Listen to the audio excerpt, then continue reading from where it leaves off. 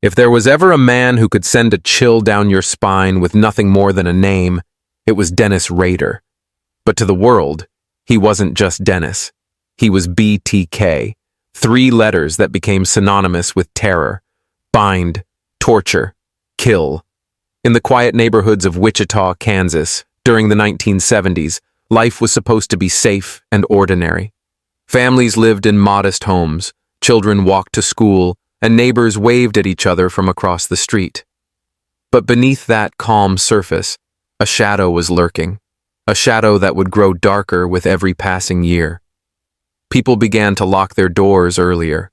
Women living alone suddenly became hyper-aware of every sound outside their homes.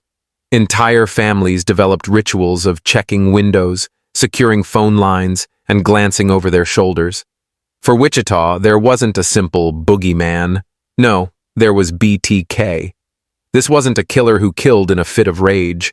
He wasn't driven by money, revenge, or even necessity. His crimes were calculated, cold, and sadistic. BTK didn't just murder. He stalked. He planned. He tied his victims, toyed with them, and only then, when he was satisfied with the suffering, he killed. And the most terrifying part? He enjoyed it. Detective Tim Ralph, who would one day help capture him, put it this way. He talked about killing the same way you and I talk about changing clothes. Imagine that for a second. Someone discussing murder not with guilt, fear, or even excitement, but with casual detachment, as if it were just another daily routine. This coldness is what separated Dennis Rader from others. While Wichita went about its life, sending kids to school, going to church on Sundays, and enjoying backyard barbecues, he was quietly feeding his darkest urges. And the city had no idea that its predator wasn't some drifter or stranger. He was one of them. For over 30 years, BTK was more than just a killer. He was a phantom. Police chased thousands of leads. Psychologists debated what kind of man could commit such crimes. Families whispered his name at night. But no one knew who he really was. During that time, Wichita wasn't just living with fear. It was living with paranoia. Every unsolved crime brought back the question, could this be BTK? Every suspicious neighbor raised alarms.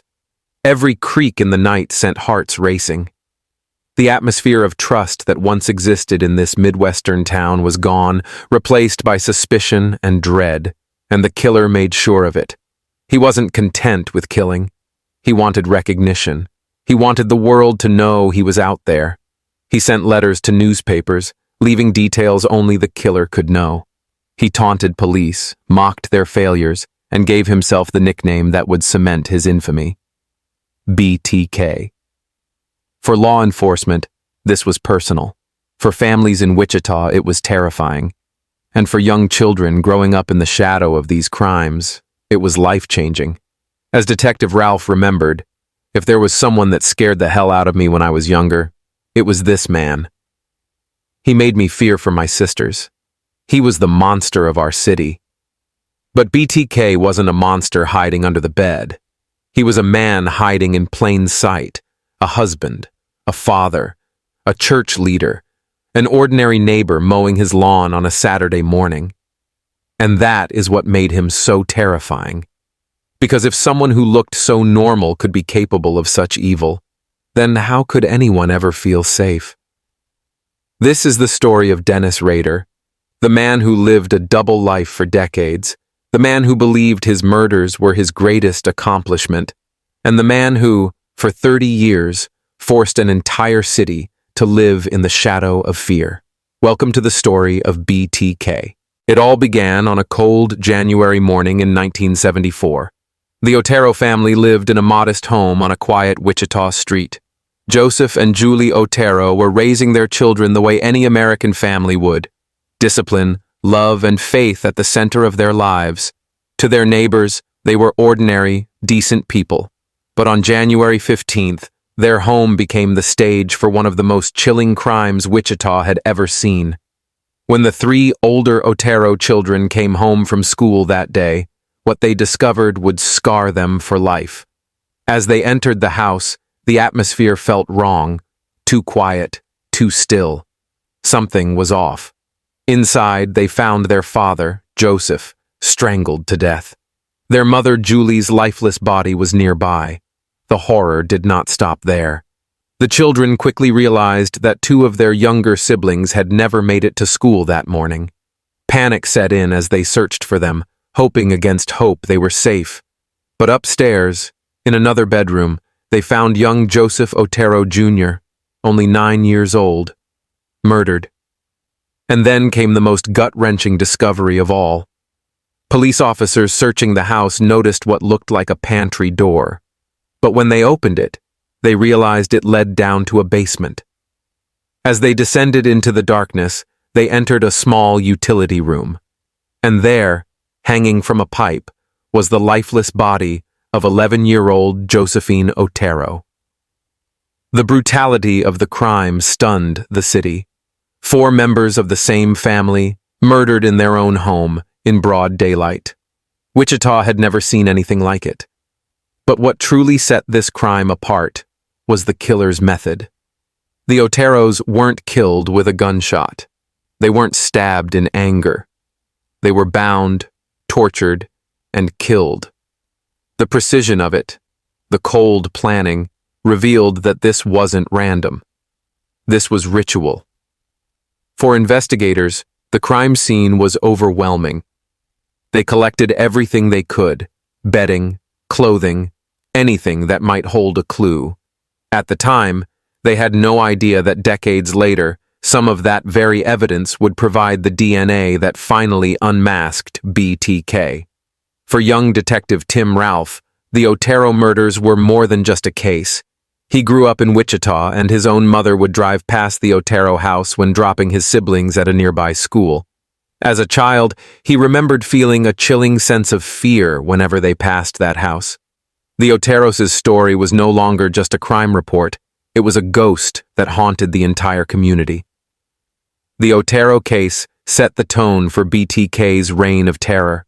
It revealed his obsession with control, his need to dominate his victims by binding them, and his sadistic desire to make them suffer.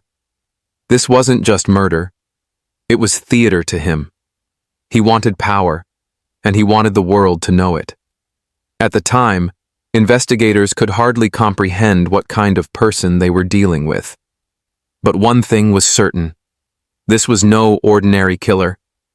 Wichita wasn't dealing with a man who killed for money or jealousy or revenge. They were dealing with someone who killed for sport. The Otero family tragedy wasn't just the beginning of a case. It was the beginning of decades of fear, paranoia, and unanswered questions. And BTK wasn't finished. Because just months later, another family in Wichita would come face to face with the monster hiding among them. After the Otero murders in January 1974, Wichita police knew they were facing something unusual. But they didn't yet understand the scale of the nightmare that was unfolding. For most people, such a horrific killing spree would be enough to satisfy even the most deranged mind. But for BTK, the Oteros were only the beginning. Just 3 months later, in April 1974, BTK struck again.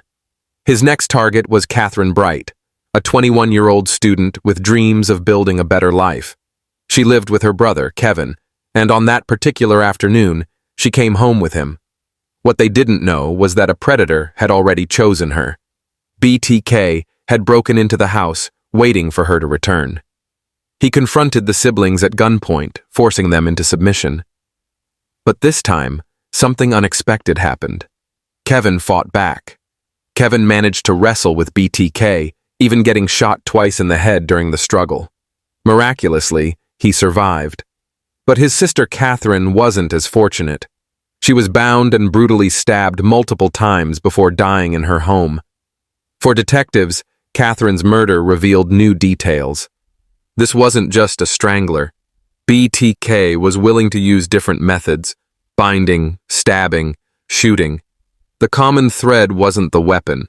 It was the control. Every action was designed to dominate and terrify his victims before killing them. Kevin's survival was also a turning point. For the first time, Police had a living witness, someone who had looked BTK in the eye.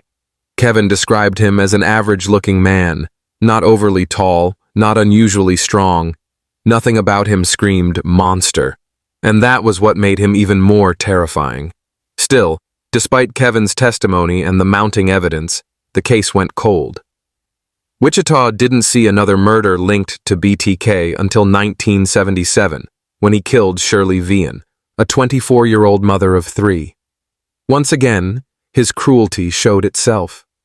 He locked Shirley's children in the bathroom, while he bound and strangled her in another room. For the children, the trauma was unbearable. They could hear their mother's final moments through the walls but were powerless to stop it. That image, children crying while their mother was being murdered, burned itself into the memory of the entire city. Wichita parents began to wonder, if BTK could strike a mother at home with her kids, was anyone truly safe? Later that same year, he claimed another victim, Nancy Fox, a young woman living alone. Her murder brought something new to the case, a phone call. After killing Nancy, BTK dialed 911 and, in a chillingly calm voice, reported the crime himself. "Yes, you will find a homicide at 843 South Pershing," he told the dispatcher. Nancy Fox. That phone call became legendary. It wasn't the voice of a frantic killer or someone full of rage. It was cold, businesslike, almost polite. It was as if he wanted to remind the police who was really in control. By this point, Wichita was living in a constant state of dread. Residents carried weapons, fathers refused to leave their daughters home alone, and women developed strict routines just to feel a little safer. But no matter what precautions they took, BTK always seemed one step ahead. And then came the letters. He began sending written messages to local newspapers and law enforcement, taunting them, boasting about his crimes, and describing in disturbing detail how he had killed his victims. He gave himself his infamous name, BTK, bind, torture, kill. The letters didn't just terrify Wichita, they enraged the police. It was as if BTK wanted the whole city to know that he wasn't going anywhere. For law enforcement, these new victims and his brazen communications made one thing chillingly clear. BTK wasn't just killing. He was playing a game. And he was winning. For most killers, silence is part of the game. They vanish into the shadows, leaving police to guess, speculate, and stumble through the evidence. But BTK wasn't like most killers. For him, murder wasn't just about the act. It was about the performance. And the audience he craved wasn't his victims. It was the city of Wichita itself. The first letter arrived in October 1974, less than a year after the Otero murders. It was sent to a local TV station and contained details about the Otero crime scene that only the killer could have known. He described how he tied the family, how he strangled them, and even the positions of their bodies. At the end of the letter, he left a warning. "It's hard to control myself. You probably call me psychotic with sexual perversion hang-up. The code words for me will be bind them, torture them, kill them. BTK." And just like that, the monster had a name. Those 3 letters, BTK, were now burned into the city's consciousness. He had christened himself, branded his crimes, and turned Wichita into his stage. And from that point on, the letters kept coming. He wrote poems, grotesque parodies of nursery rhymes and famous works, replacing innocent words with chilling descriptions of his killings. One such poem, based on "Oh Death," was reworked into "Oh Anna," directed at a potential victim. Another mocked the death of Shirley Vian, written with cruel satisfaction. Each letter wasn't just about bragging, they were challenges, riddles for the police, proof of his superiority. He even included sketches of his crimes, drawn with disturbing detail. In one, he depicted Nancy Fox tied to her bed, as if he wanted to freeze the moment forever on paper.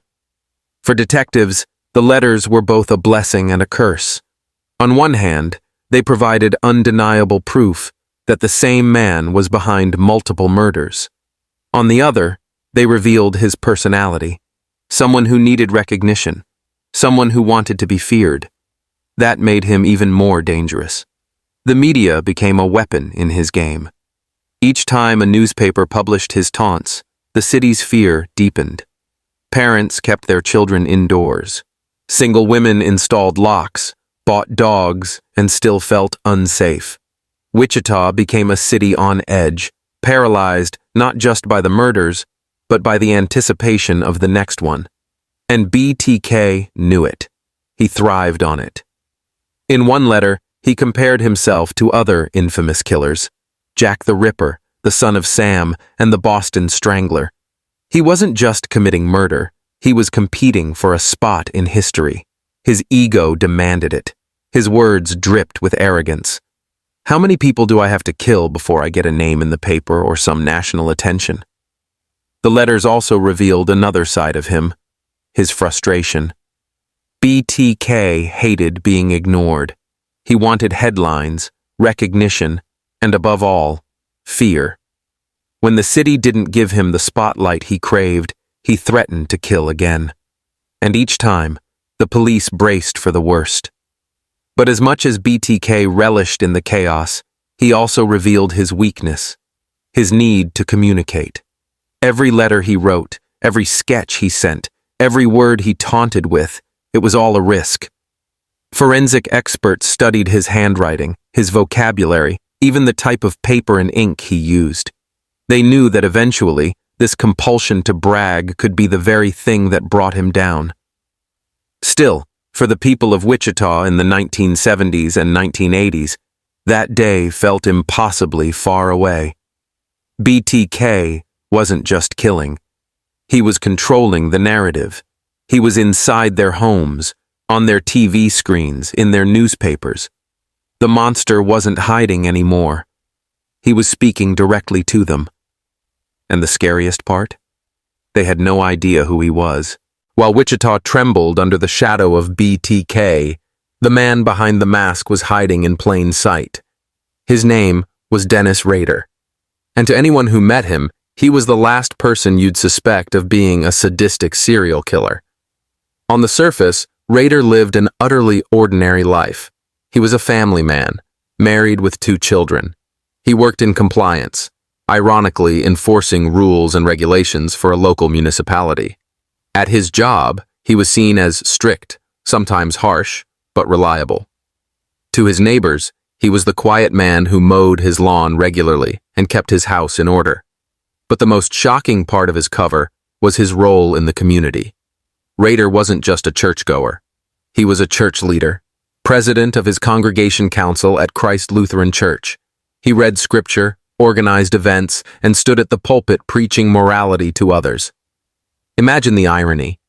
On Sundays, he taught righteousness, and on weekdays, he stalked, bound, tortured, and killed. This double life wasn't just coincidence. It was part of his control, part of his game. By blending into society so seamlessly, he ensured no one would ever suspect him. He didn't just live 2 lives, he perfected them. Neighbors described him as meticulous. He followed routines religiously, noting down details, keeping lists, organizing his tools. This obsession with order spilled into his killings. BTK's crime scenes weren't chaotic.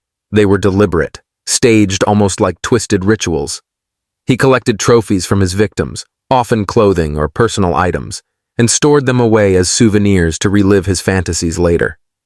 At home, his family noticed quirks, his controlling nature, his demand for things to be done his way, but nothing that screamed serial killer. His wife and children had no idea of the horrors he committed in secret. To them, he was just Dad. This contrast between the ordinary man and the sadistic killer fascinated investigators later. How could someone compartmentalize so completely? How could he switch from father to monster so effortlessly? The answer lay in his psychology. Rader didn't see the contradiction. To him, his killings were his projects, something he felt entitled to. And yet, despite his outward calm, The cracks occasionally showed. In his letters to the police and media, Rader revealed flashes of his inner world, his fantasies, his obsessions, his desperate need for attention. He wrote about his projects as if they were tasks on a to-do list. He referred to his victims not as people, but as numbers. The more he dehumanized them, the easier it was for him to continue. Still, in the community, his facade remained intact. People trusted him. Women in his church probably felt safer knowing a man like Dennis Rader was around. Little did they know that their spiritual leader was also the phantom haunting Wichita's nightmares. For years, his dual life worked perfectly. When detectives built psychological profiles of BTK, they imagined a loner, a drifter, someone living on the fringes of society. Never would they have guessed that the man they were hunting was shaking their hands after church service, sitting beside them in town meetings, and voting in local elections. That's what made Dennis Rader so dangerous. He didn't just hide in plain sight. He weaponized his normality. He wasn't the monster under the bed. He was the man next door. And for Wichita, that realization, when it finally came, would be more terrifying than any murder scene. After Nancy Fox's murder in 1977 and a few more taunting letters that followed, something strange happened. BTK went quiet. For a city that had grown used to his threats, his poems, and his chilling communications, the silence was almost worse than the killings. Wichita was left with a haunting question. Had he stopped? Or was he just waiting? The murders and the letters had already etched deep scars into the community. Families changed their lifestyles permanently. Doors were locked earlier. Windows were nailed shut. Parents warned their daughters about walking alone, even in broad daylight. For Wichita, life never returned to the easy rhythm it once had. Even though BTK had disappeared from the headlines, his presence lingered like a ghost. Every unsolved homicide in the 1980s raised the same fear. Could this be him again? Law enforcement didn't forget either. Detectives who had worked the original cases carried the burden like a weight on their shoulders. They knew BTK was still out there, and the idea that he might be living among them, blending into normal life, was a constant torment. Meanwhile, Dennis Rader continued his double life seamlessly. Outwardly, he was thriving. He was raising his children, attending church, and working in local government. He lived as a husband, a father, and a community leader. He even became a Boy Scout leader, guiding young kids in lessons about responsibility and morality. The cruel irony of it all was staggering. The man parents trusted to teach their children safety was the same man who had slaughtered families in their homes. Forensic technology in the 1980s and 1990s wasn't yet advanced enough to expose him. Investigators had evidence, fibers, samples, crime scene materials, but DNA testing was still in its infancy. All they could do was preserve what they had and hope that one day science would catch up. But BTK wasn't gone. He was dormant. And that made him even more terrifying. He continued to keep his souvenirs from past murders, items of clothing, personal belongings, hidden away like twisted treasures. Alone, he relived his crimes in secret. His fantasies never truly stopped. He just controlled them better, waiting for the right moment to re-emerge. And while Wichita tried to move on, his legend grew. For the new generation, BTK was a ghost story, whispered by parents to warn their children. But for those who had lived through the 1970s, he was more than a story. He was the living nightmare that had stolen their sense of safety. By the 1990s, many believed BTK had either died or gone to prison for another crime. Maybe, they thought, they were finally safe. But detectives who had studied his letters knew better. His ego wouldn't let him disappear forever. BTK needed attention. He needed recognition. They were right. In 2004, after nearly 25 years of silence, Wichita's nightmare came roaring back. A local newspaper received a letter. Inside were photographs, crime scene details, and chilling words that could only have come from BTK himself. The ghost had returned. For the people of Wichita, it was as if the clock had turned back to the 1970s. The terror, the paranoia, the sleepless nights, it all came flooding back. But this time, there was one crucial difference. Police now had new tools, new technology, and a burning determination to end the nightmare once and for all. BTK thought he was still in control, but in reality, his return would become the beginning of his downfall. When BTK resurfaced in 2004, Wichita was stunned. After nearly 3 decades of silence, the killer who had haunted an entire generation was back, older, but just as arrogant as before. It started with a letter sent to the Wichita Eagle. Inside was a photocopy of a driver's license belonging to one of his victims, along with photographs from crime scenes that only the killer could have taken. His message was clear. BTK had never left. He had only been waiting. For detectives, it was a mix of fear and opportunity. On one hand, the terror in Wichita exploded once more. Residents who had tried to forget were suddenly reminded that their nightmare was alive. But on the other hand, BTK's need for attention was exactly the weakness investigators had been waiting for. The FBI, local law enforcement, and forensic experts launched one of the largest manhunts in Kansas history. They analyzed every word in his new communications, looking for patterns. They studied his grammar, his vocabulary, even his spelling mistakes. Every detail was a potential clue. And then came the moment that would seal his fate. In one of his communications, BTK asked the police a question. He wanted to know if they could trace him through a floppy disk. If he sent one, would they be able to track it? He insisted that they answer him through a coded message in the newspaper. Detectives saw an opening. They crafted a carefully worded reply in the Wichita Eagle, telling BTK what he wanted to hear. No, a floppy disk couldn't be traced. It was a lie, and BTK took the bait. In February 2005, he mailed a purple floppy disk to a local TV station. Investigators rushed it to a forensic computer lab. Within hours, they struck gold. The disk contained hidden metadata, digital fingerprints. Embedded in the files was the name Christ Lutheran Church and a username, Dennis. The mask was finally slipping. Detectives immediately ran a background check. Dennis Rader, married, father of 2, church council president. He lived quietly in Park City, Kansas. To the world, he was just another neighbor. To investigators, he suddenly looked like the monster they had been hunting for 3 decades. Still, they needed irrefutable proof. That's when they turned to DNA. Police had long preserved biological evidence from the Otero murders. All they needed was a sample from Rader to compare it against. But how could they get one without tipping him off? The answer came through his family.